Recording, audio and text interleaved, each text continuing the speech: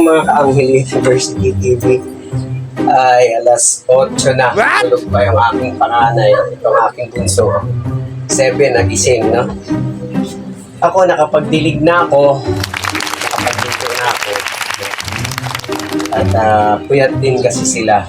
Anong oras tayo natapos kagabi, na? 12 na kami natapos sa aming Fiesta ng Diyos. Happy SPBB sa mga kapatid dyan. Hindi. Oo, 11 tayo doon. Nakarating tayo dito 12. Sa bahay. So, syempre, bumiyahe pa kami. Diba? Pumila pa kami sa tricycle. Hangga.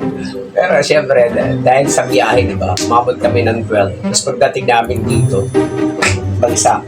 So, may puya talagang factor, no? So, ang saya na aming kalooban dahil sinelebrate namin ang Fiesta ng Diyos sa MCGI. Happy SPBB, mga kapatid. Day 1. Mamaya, kita-kits tayo sa Day 2. Happy SPBB Day 2. Day 2. So, yun yan. So, syempre, kagabi, ang binaon naming ulam, paksiw na isda, tapos pinitong isda, no? Pero, mamaya, ang ulam naman natin ay chicken.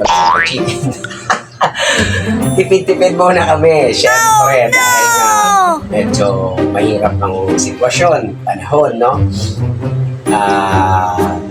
Ang ating ulam mamaya ay pero kasi manok eh. Siyempre, ano muna, tokwa. Kasi yung tokwa is 35 pesos lang. So, pipituin ko yung tokwa. Hahaluan natin ang gulay. Gawin natin siyang adobong. Adobong tokwa. Nag-iisip ako kung lalagyan ko siya ng tokwang may... Hindi, tokwang may... sitaw ba? Or masarap talong. Tapos lagyan natin bago.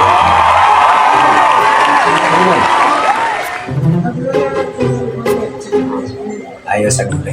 So ayan ha, mamaya guys, kita-kita tayo sa second day natin sa ating SPBB, Fiesta ng Diyos. Happy SPBB, 2 days tayo mamaya guys. So kita-kita kits tayo mamaya guys. Siyempre,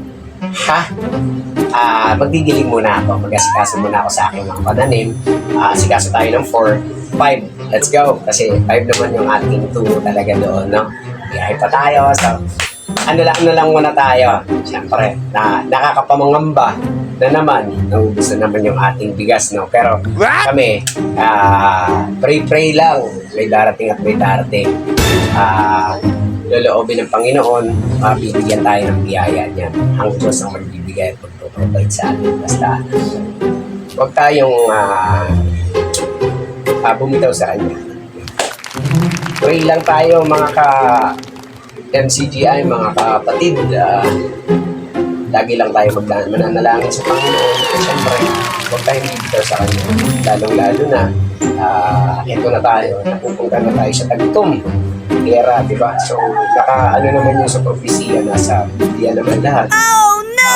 Ang tangi nating sanggalan talaga yung Panginoon. So, yun guys, syempre, sasabihin. Kagabi, nanood kami nung nakakaiyak si ate ko. So, parang ako din yan si ate niya. Madaling tamaan. Yung nakakaiyak sa MCGI.